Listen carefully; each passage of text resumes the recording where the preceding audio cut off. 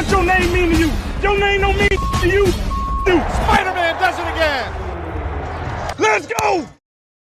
We need to have a real conversation about the 2026 safety class, because if you're building a dynasty roster, these guys are the heartbeat of your secondary.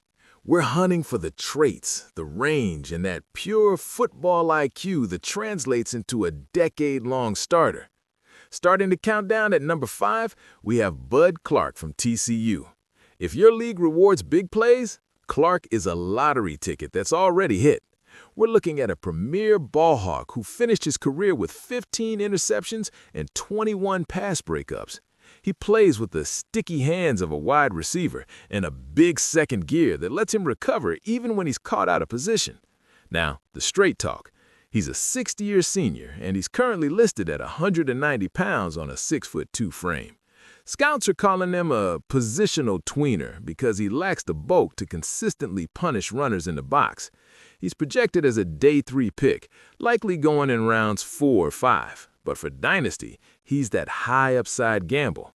If he lands in a robber roll or a heavy too-high system, his knack for lane jumping will make him a turnover machine. But before we slide into the next safety, do us a quick favor. Hit that subscribe button and turn on those notifications. We're tracking the stock on these prospects daily. Coming in at number 4 is Emmanuel McNeil-Warren from Toledo. Do not let the small school tag fool you. The NFL is already treating him like a blue chipper. He's a physical tone setter who thrives as a box safety, drawing comparisons to a young Derwin James. The production is staggering. He enters the 2026 draft with 99th percentile PFF run defense and coverage grades over his 3-year sample. He's got that peanut punch down to a science, forcing 9 fumbles in his career. At 6'2" and 202 pounds, he's a massive presence who spent over 50% of his snaps in the box, the highest mark for any safety in recent years. He's currently mocked as high as the early 2nd round, and at Dynasty, he's the enforcer your secondary has been missing.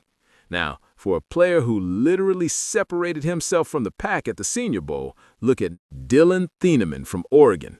After a monster run at Purdue, he took his talents to Eugene and proved he's one of the most intelligent defenders in the country. He's basically an extension of his defensive coordinator on the field, adjusting the secondary to motion in real time. With 306 career tackles and 8 picks, his versatility is his calling card. He's just as comfortable in a big nickel role as he is playing single high center field. He isn't a thumper who's going to knock people out, but his pursuit angles are surgical. Most scouts have him as a late first-round lock. In Dynasty, he's the safe play with the floor that most safeties only dream of.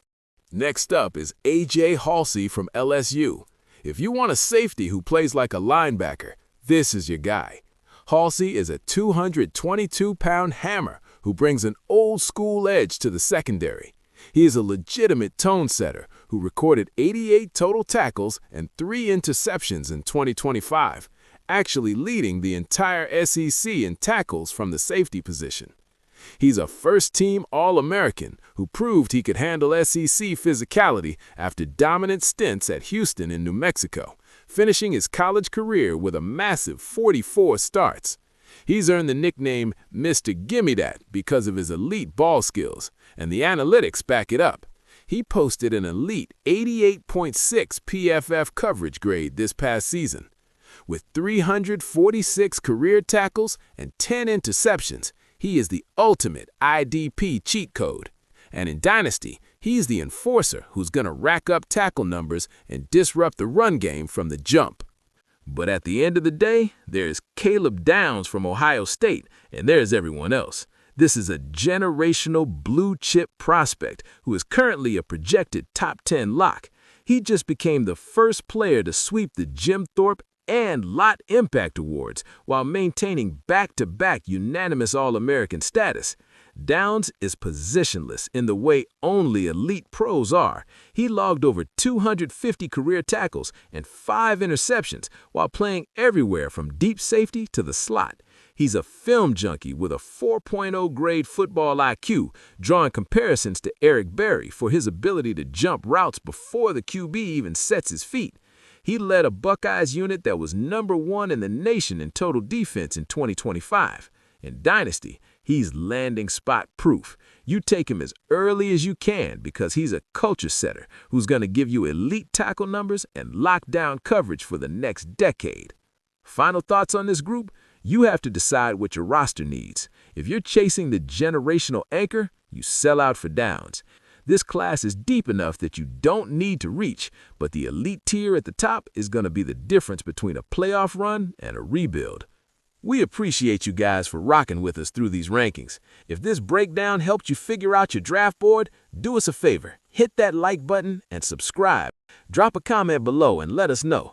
Are you taking Caleb Downs in the first round of your rookie draft, or are you waiting to snag a value play like Emmanuel McNeil-Warren? We're reading all the comments, so let's get the debate going.